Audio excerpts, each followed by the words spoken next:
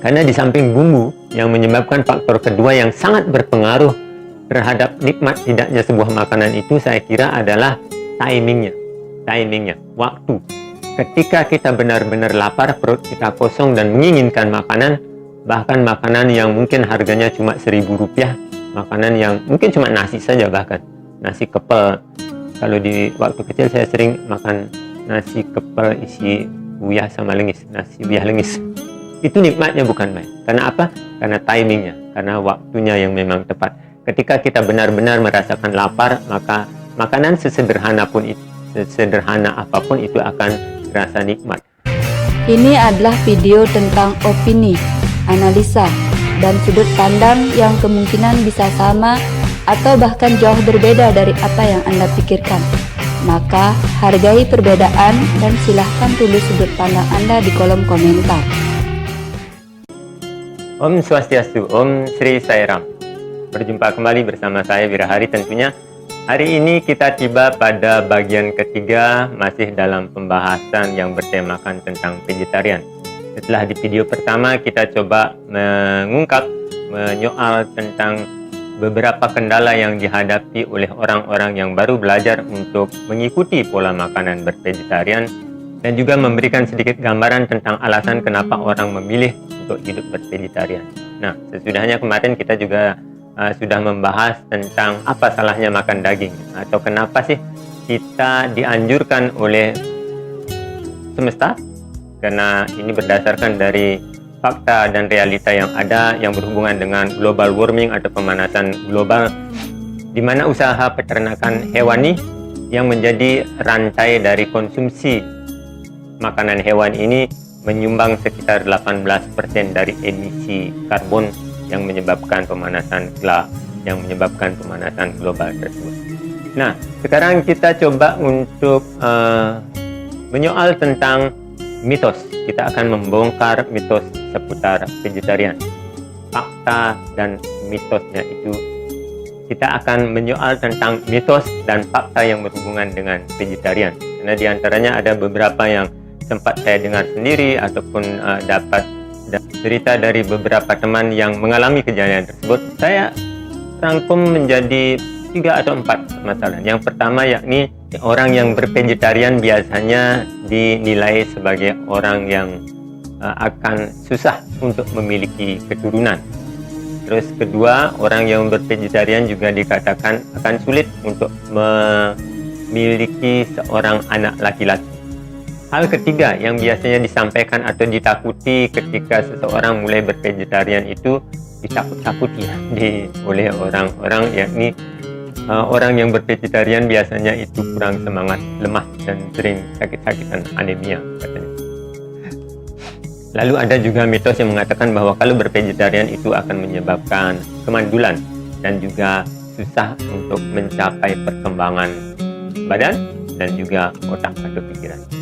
Apakah itu benar ataukah hanya praduga saja untuk menakut-nakuti orang yang ingin menjadi seorang vegetarian? Karena biasanya kita inginnya sama-sama saja. Kalau kita makan daging, semua orang harus makan daging. Kalau kita vegetarian, kita ingin orang lain juga ikut vegetarian. Padahal itu hanyalah sebuah pilihan hidup yang semua orang boleh memilihnya yang manapun. Karena semua dari kedua pilihan tersebut juga akan diikuti oleh konsekuensinya masing-masing, dan yang mana konsekuensi tersebut sudah coba saya gambarkan kemarin di video pertama dan video kedua, dan ya, kita bisa berpikir tentang hal tersebut. Oke, kita akan coba membahas yang pertama. Benarkah orang-orang yang menekuni pola hidup vegetarian itu susah punya anak?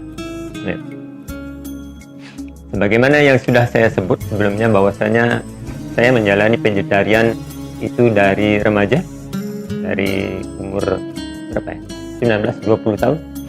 Sampai saat ini saya masih bervegetarian, dan nyatanya saya memiliki seorang anak laki-laki. Kemudian, jika kita mau fair melihat fakta dan realita, jika kita mau berkunjung melihat ke dalam kelompok-kelompok spiritual yang memang menganjurkan atau di sana ada aturan bahwasanya pengikut tersebut harus menjalani pola hidup bervegetarian, kita juga bisa melihat bahwa di sana hampir 98% orang memiliki anak. Jadi hal yang menyebutkan bahwa dengan bervegetarian itu akan susah memiliki anak bagi saya hanyalah sebuah mitos saja, sebuah hal yang dibuat-buat, dipropagandakan untuk menakut-nakuti orang yang mencoba hidup dengan pola makan hanya mengandalkan sayur-sayuran dan buah-buahan saja tanpa unsur-unsur hewani. Kedua, orang yang bervegetarian dikatakan bahwa mereka tidak bisa mempunyai anak laki-laki. Nah, kembali kepada apa yang sudah saya sebutkan barusan, bahwasanya saya sendiri beserta keluarga, istri juga sudah menjalani kehidupan sebagai seorang vegetarian dari sejak remaja, dan nyatanya saya punya anak laki-laki. Adik saya yang bahkan kawin dengan anggota kelompok spiritual yang bahkan strict sekali tentang vegetarian, yang bahkan tidak makan bawang merah dan bawang putih, itu nyatanya memiliki 4 orang anak laki-laki. Sedangkan di ipar saya dari adik istri juga memiliki seorang anak laki-laki. Dan faktanya jika Anda tidak percaya, kembali saya berikan tantangan, jika Anda mau berkunjung ke tempat-tempat kelompok spiritual yang menekankan ajaran vegetarian, Anda akan menemukan fakta dan realita bahwa banyak sekali orang-orang, pasangan, keluarga yang memiliki anak laki-laki, bahkan lebih dari 2 orang laki semua. Itu jadi bagi saya hal ini sebuah mitologi saja. Kehadiran seorang anak laki-laki ataupun perempuan itu tidak terkait dengan masalah vegetarian, tapi kembali kepada faktor dari orang tuanya, terutama laki-lakinya. Kan dikatakan bahwasanya seorang laki-laki itu memiliki 2 kromosom, yakni kromosom X dan kromosom Y. Sedangkan seorang wanita hanya memiliki 1 kromosom, yakni kromosom Y. Jadi jika kromosom X bertemu dengan kromosom Y, kemungkinan itu akan menjadi cikal bakal atau janin dari seorang bayi laki-laki. Tetapi jika kromosom X dari seorang bapak bertemu dengan kromosom X dari ibunya, maka besar kemungkinan itu akan menjadi bayi seorang perempuan. Jadi laki-laki atau perempuan itu ya kembali tergantung pada bibit ayahnya. Ayahnya kan bibit, tanamannya tergantung dari bibit yang ditanamnya dalam ladang tersebut.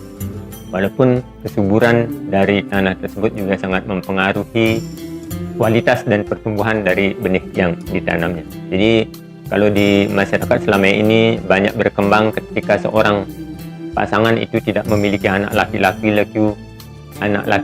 lalu menyalahkan istri saja, saya kira itu bukan hal yang fair, karena penyebabnya sekali lagi bukan wanitanya. Sebab di lapangan bisa juga kita temukan seringkali bahwasanya orang yang mungkin sudah dimadu karena dianggap tidak bisa menghasilkan anak laki-laki, toh nyatanya ketika bercerai di tempat lain ia bisa memiliki anak laki-laki. Kemudian ada mitos juga yang mengatakan bahwa dengan bervegetarian akan memicu anemia dan kurang energi. Ya, ini fakta yang tidak bisa kita hindari, tidak bisa kita tutup-tutupi bahwasanya ada beberapa orang yang baru belajar untuk bervegetarian, tapi belum mengerti bagaimana menyeimbangkan gizi, bagaimana mendapatkan gizi dari protein hewani yang telah tergantikan itu. Jadi seharusnya orang yang memang menekuni vegetarian itu sebaiknya dia memang melebihi makan kacang-kacangan, karena dalam bahan kacang-kacangan itu juga itu mengandung protein yang sangat besar, sebagaimana yang dituturkan oleh Dr. Susianto, President of Indonesian Vegan Society, itu mengatakan bahwa kedelai bahkan memiliki kandungan yang sangat besar, lebih besar daripada kandungan yang ada dalam daging maupun ikan. Mari kita simak dulu pernyataan dari Dr. Susianto ini untuk lebih meyakinkan kepada kita, karena beliau adalah seorang pakar, seorang dokter yang tentu saja lebih tahu mengenai ilmu gizi dan kesehatan, yang kata-katanya layak untuk dipercaya, bahwasanya yang menyebabkan orang berenergi itu bukan daging tetapi karbohidrat. Orang selalu merasa kalau nggak makan daging, nggak ada makan telur, nggak minum susu, proteinnya kurang. Itu bohong, itu nggak bener itu. Tahu nggak, residu pestisida paling tinggi bukan di sayur, bukan di buah loh. Mitosnya banyak banget, ya. Salah kaprah semua. Tidak makan daging lemas, mitos atau fakta? Mitos.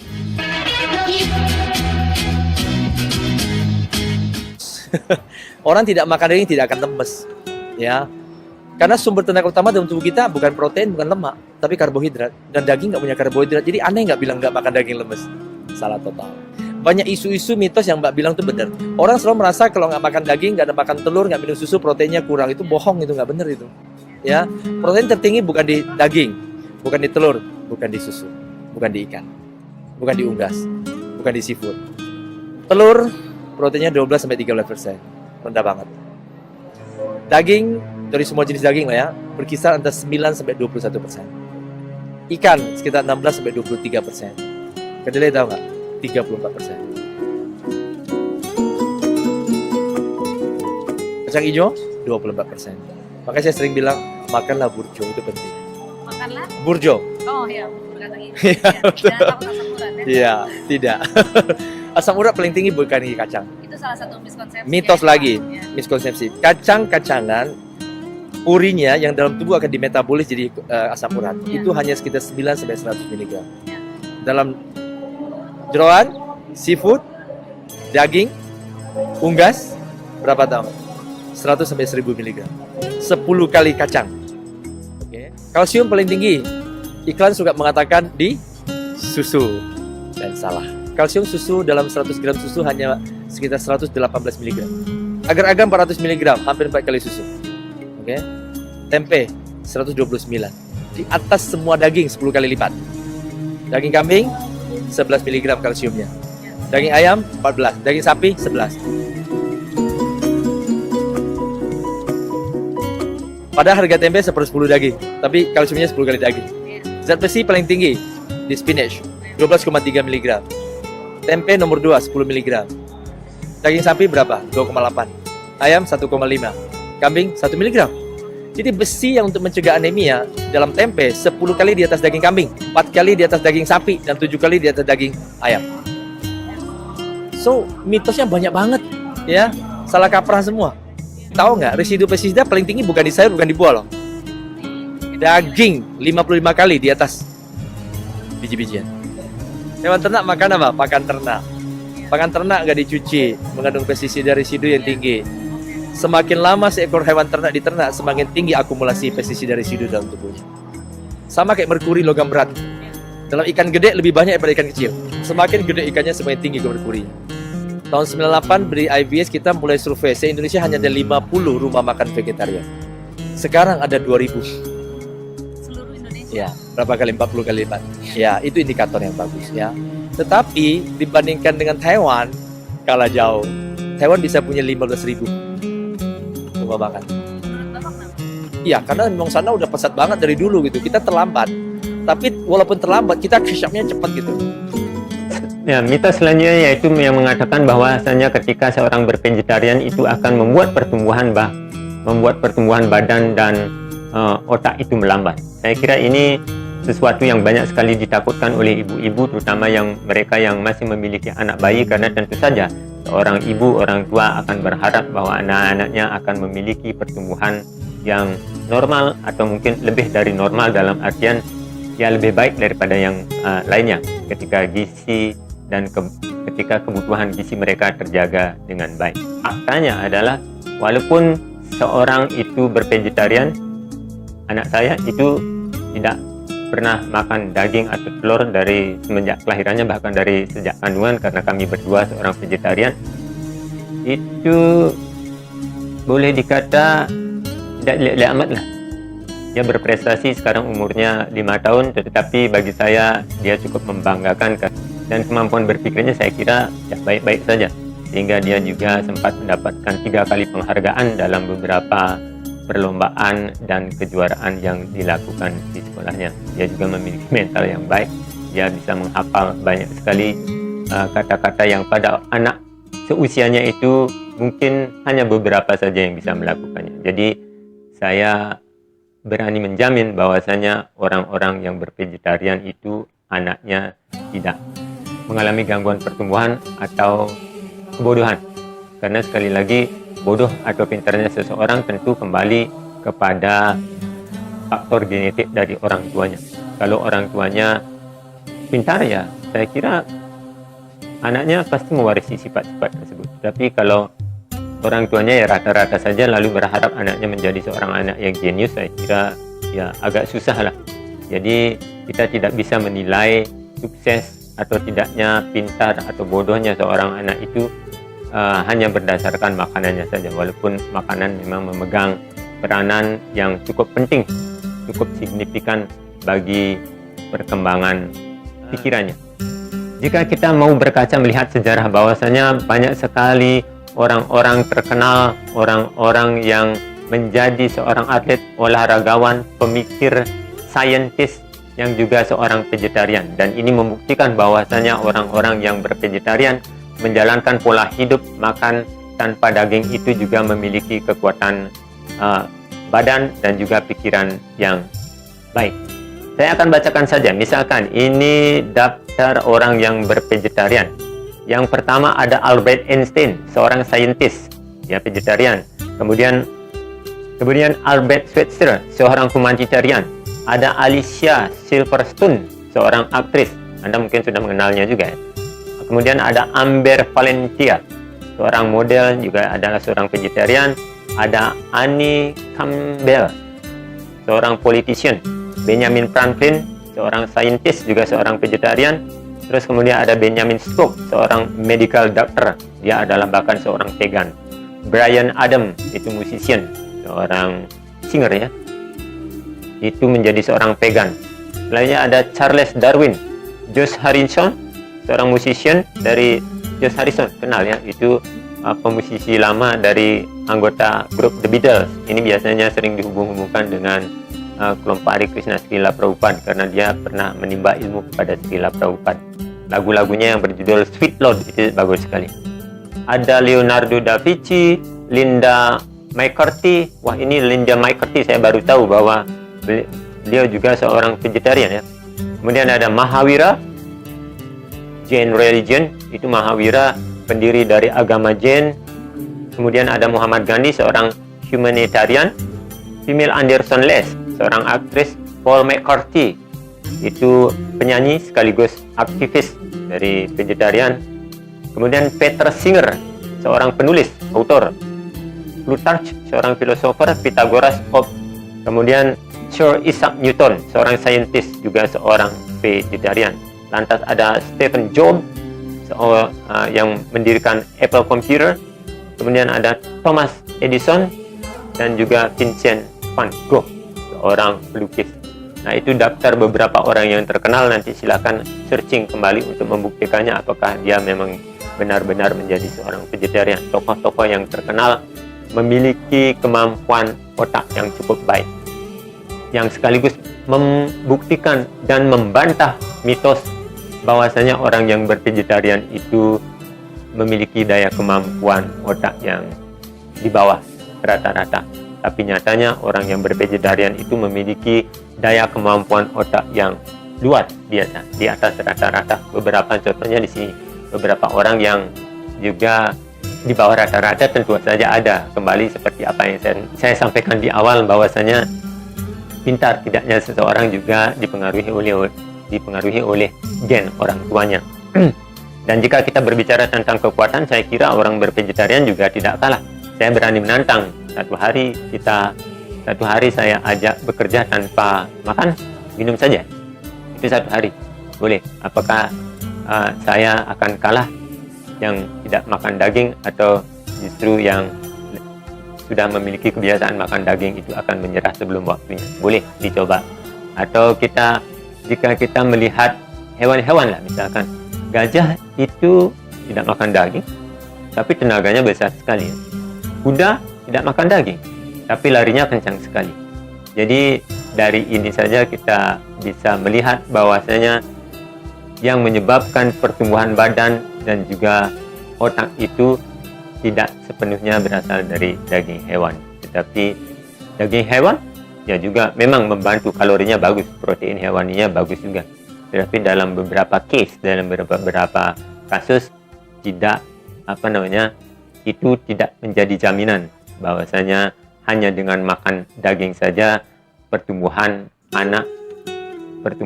badan dari anak kita itu akan terjaga dengan baik.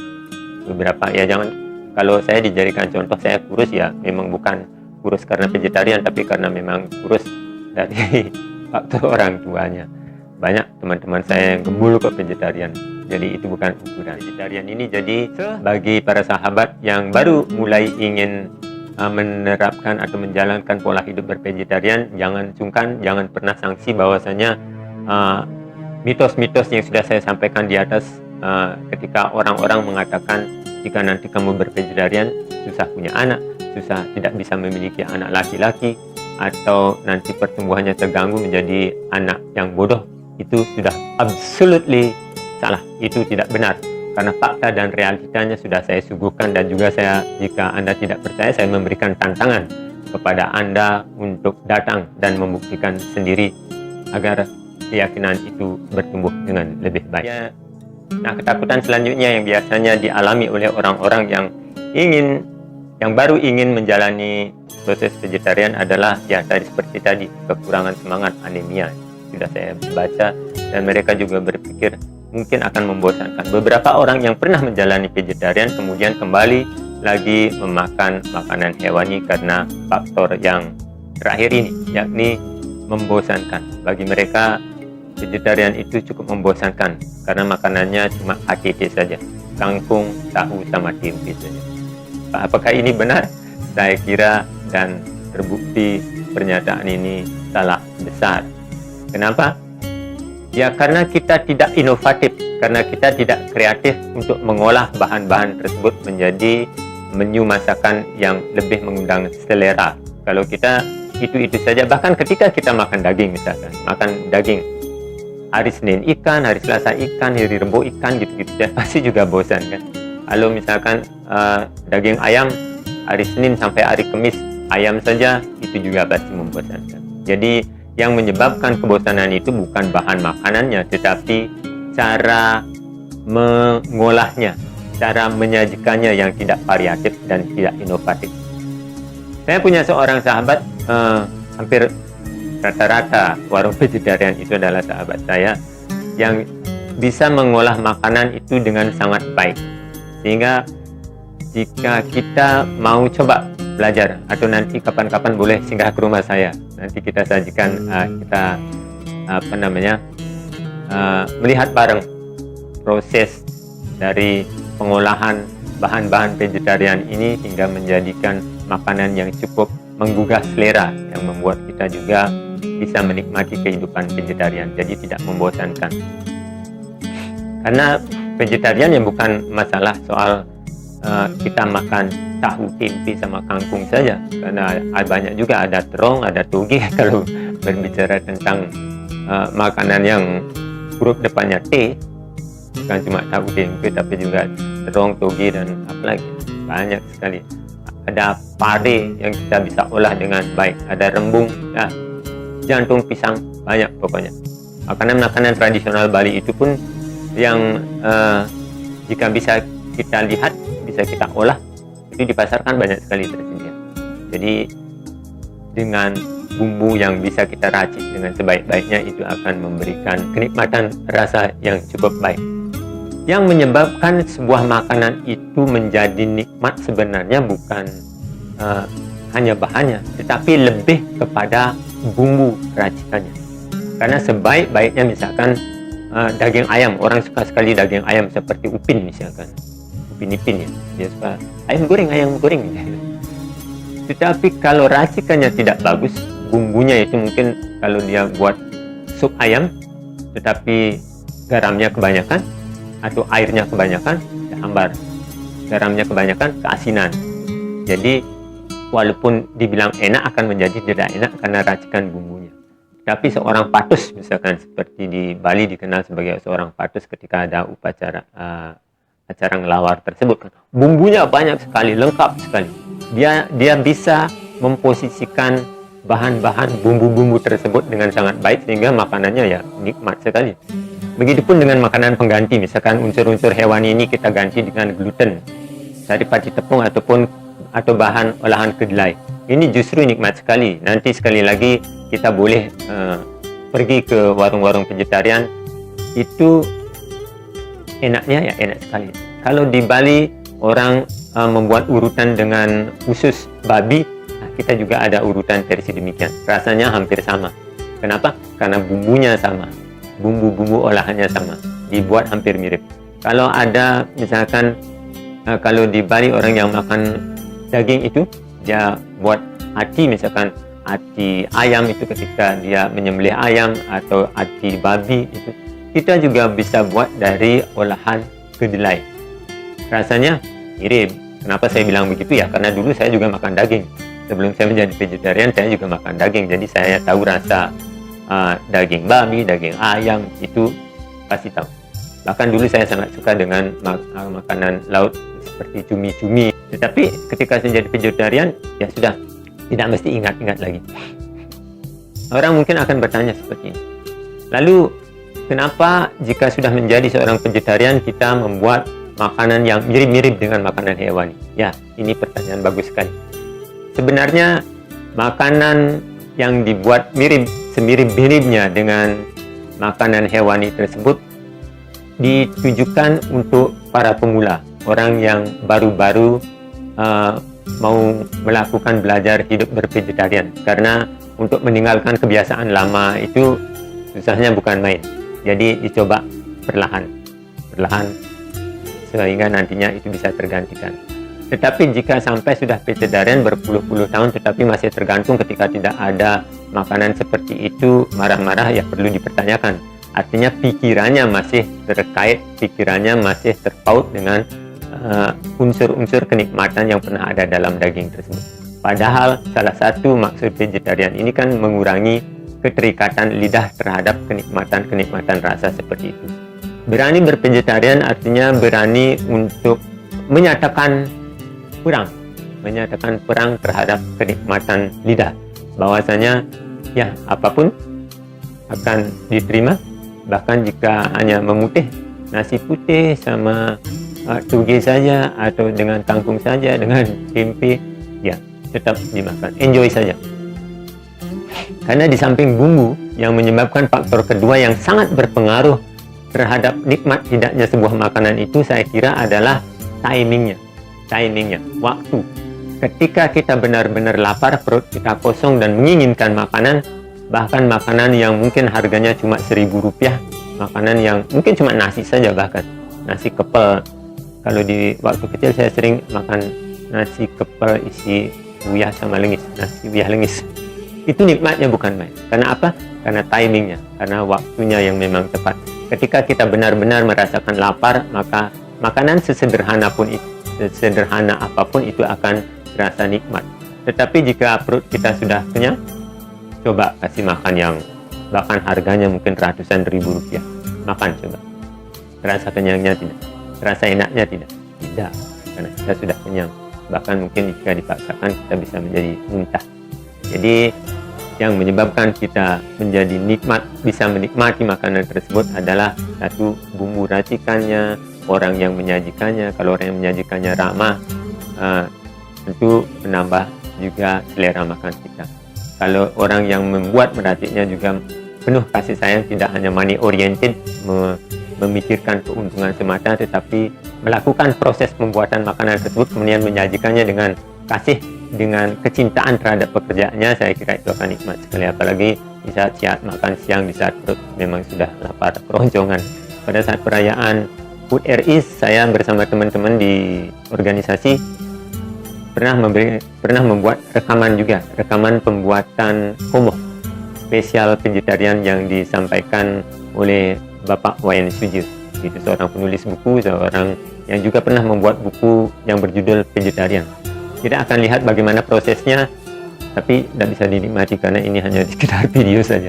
Tapi kalau ingin menikmati dan membuktikan langsung kelezatan dari makanan-makanan yang diolah dan diracik oleh beliau, nanti silakan datang ke warung vegetarian beliau, karena beliau memang memiliki warung vegetarian juga di Singaraja. Nikmat. So, kita akan lihat prosesnya dulu untuk meyakinkan Anda bahwasanya seorang vegetarian itu makanannya bukan hanya kangkung, tahu, atau tempe, tetapi sangat beragam. Ada olahan ikan tuna, mirip seperti ikan tuna, ada satenya, ada siobaknya, terkenal siobak itu di Singaraja sangat terkenal siobak vegetarian dari teman saya ini. Kalau orang-orang di luar Singaraja datang dalam kegiatan selalu mesen siobak Singaraja. Itu juga tidak kalah nikmatnya, tidak kalah hebohnya dengan siobak babi yang menggunakan unsur-unsur hewani. Inilah tata cara pembuatan komoh vegetarian. Nah, bertepatan dengan Hari Kemerdekaan 17 Agustus kali ini, kita akan melakukan demo pembuatan makanan spesial vegetarian yang bernama komoh. Bagaimana keseruannya dan bagaimana itu komoh, kita akan cek bersama. Kami merasa bahagia karena kesekian kalinya dapat kita bekerja sama untuk melakukan kegiatan yang pada saat ini adalah akan membuat masakan vegetarian, dan kita sudah cukup sering melakukan kegiatan ini, dan tema pada hari ini adalah tentang komoh vegetarian. Buat kita semua, salam merdeka. Ini bertepatan dengan 17 Agustus 2022. Saya ingin sampaikan dulu bagaimana cerita berkaitan dengan komoh ini. Mungkin adik-adik yang generasi Z gitu, generasi yang lahir di tahun 2020-an, bisa jadi tidak tahu komoh itu apa gitu. Komoh ini sebenarnya merupakan masakan tradisional Bali yang biasa dipakai pada saat megibung gitu. Jadi kalau megibung selain ares, ada juga menggunakan komoh. Dan kalau sudah bicara komohnya itu seru gitu. Kenapa? Karena komoh ini dibuat dari darahnya, darah mentah gitu. Sehingga warnanya merah dan itu melambangkan darah. Dan perlu saya sampaikan bahwa komoh pada awalnya itu dikembangkan oleh pengikut Bhairava Tantra, dengan tujuan melakukan pemujaan kepada Bhairava, tentu adalah kepada Dewi Durga, supaya mereka mendapatkan kekuatan tersendiri. Nah, sekarang bagaimana dengan Bapak Ibu dan adik-adik yang vegetarian? Tentu tidak akan mempergunakan darah mentah, tidak menggunakan juga daging mentah. Maka pada kesempatan ini kami mencoba memodifikasi berbagai bahannya gitu. Yang pertama berkaitan dengan daging mentahnya, kami gantikan dengan ini adalah protein nabati yang mungkin dipasarkan. Ini dikenal dengan nama crispy, yaitu crispy vegetarian. Nah, ini akan dipakai sebentar sebagai pengganti daging yang biasanya adalah daging babi, dan itu pun daging babi yang mentah. Berikutnya lagi adalah mempergunakan bagian dalam juga, yaitu ada ati. Tentu mempergunakan hati babi, dan hari ini yang dipergunakan adalah hati dibuat dari kacang hijau gitu ya. Berikutnya lagi mempergunakan kulit babi, itu adalah untuk membuat ramesnya, dan rames kali ini kita buatkan adalah dari aisom. Nah, bahannya tentu adalah dari jamur nabati seperti itu. Nah, itu bahan-bahan pokoknya. Dan kemudian Bapak Ibu dan saudara-saudaraku, sesungguhnya masakan Bali itu rasanya sangat banyak dipengaruhi oleh bumbu yang dipergunakan. Maka hari ini bumbu kami pergunakan ini adalah bumbu pelalah gitu ya. bunga pelala sudah kami siapkan, sudah digabungkan, dan nanti kita tinggal mencampurkan seperti itu. Berikutnya ada berambangnya sudah disiapkan, dan untuk darahnya itu kita mencari ada satu binatang di mana binatang yang biasanya melahirkan gitu ya, ada bertelur. Sekarang yang dipergunakan adalah ada buah naga gitu ya.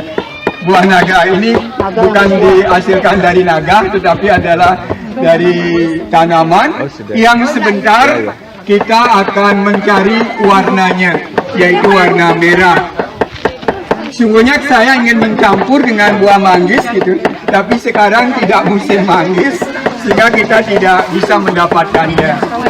Dari sini kita akan dapatkan warna merah, itu mengandung antosianin, dan kita memahami semua antosianin ini adalah zat warna pada tumbuhan yang juga memiliki peran yang luar biasa. Di antaranya dikenal sebagai antioksidan, juga dia adalah anti kanker.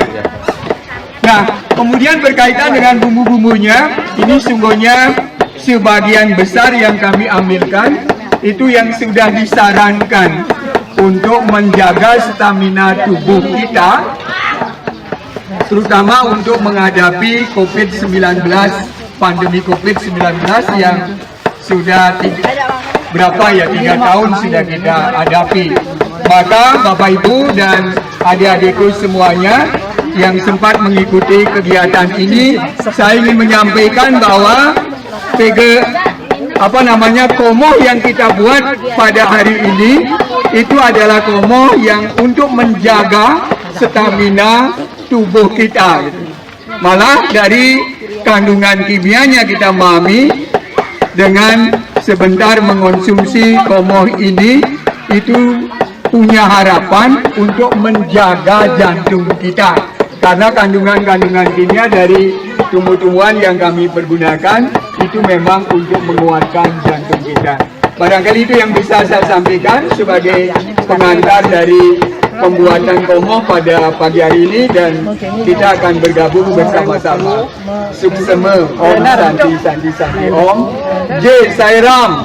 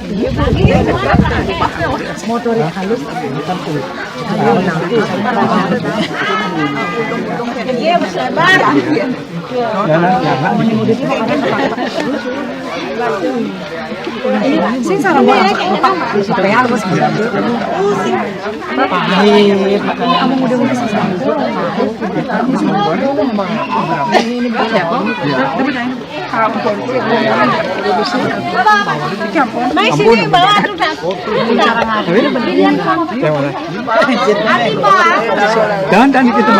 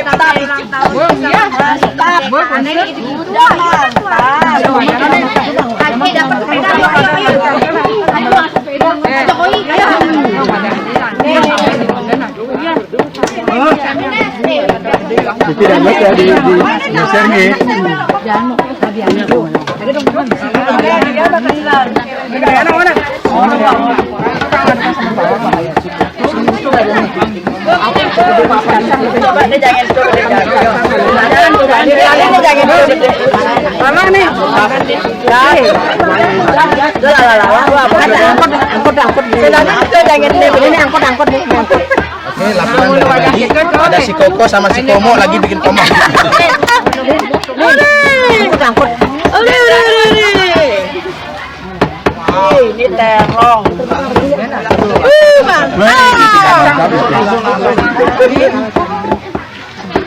Apa kewan kan ikan yang mana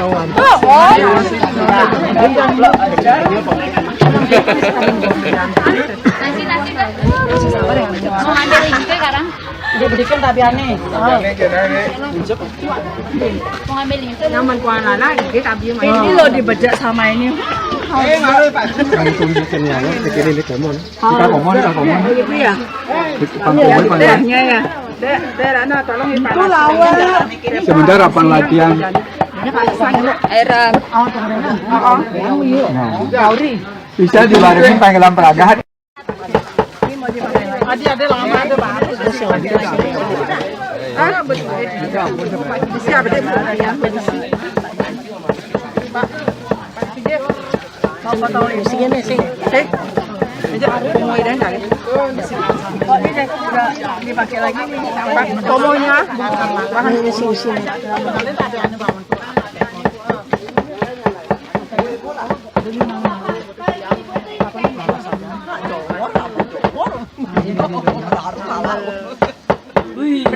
Bede mo. Jangan mo. Yang menpuan tadi dari jangan. Mantap.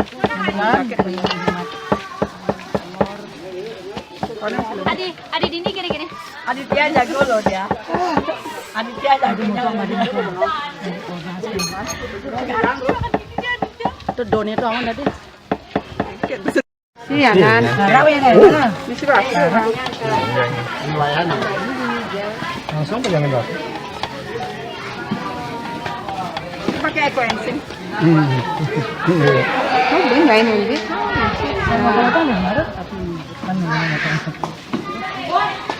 Coba sih kita sama merah banget. Karena Saya nak warna. warnanya juga. Nah, pink bagian. Tawang pink. Jika mau gitu ibarat ya. Iya kan? Boro dok. Dia pulang dek, lalu dek. Kita ini udah dek. Kita ada sendok. Ini mesti. Hah? Oh ini.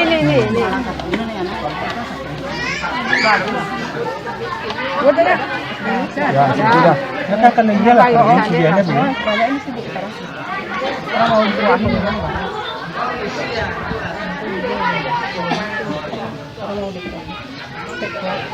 Jadi kan nenek lebih nenek. Pada nenek. Ya.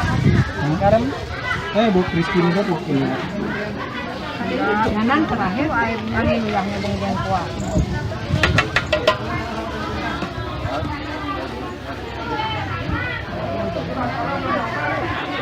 Enggak berjalan di Amora susah. Kadang-kadang lagi. Ini kadang-kadang ini. Langsung masukkan ini. Sambal jongor. Oh, sama dengan warna itu. Oh, bau. Lawan dan kita barang. Bahkan ada nih. Cuma diminta ya udah nih ya. Tadi sudah. Mau melawar. Sudah Mbak. Oh, nyonya yang lawar, nyonya lu buang lagi. Nyonya malah bahasa Kelihatan dia lebih merah dari sebelumnya kan? lebih tua dan lebih pink.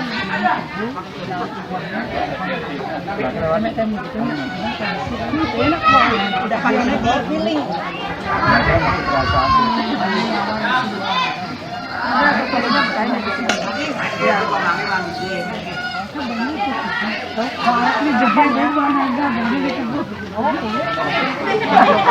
Dia kan cuma kalau bilang kok jangan lawan. Ini memang kalau. Ya, mesti yang lawan kan yang lawan. Jadi jangan pulang. Jangan cepat banget. Ya sudah silakan lah.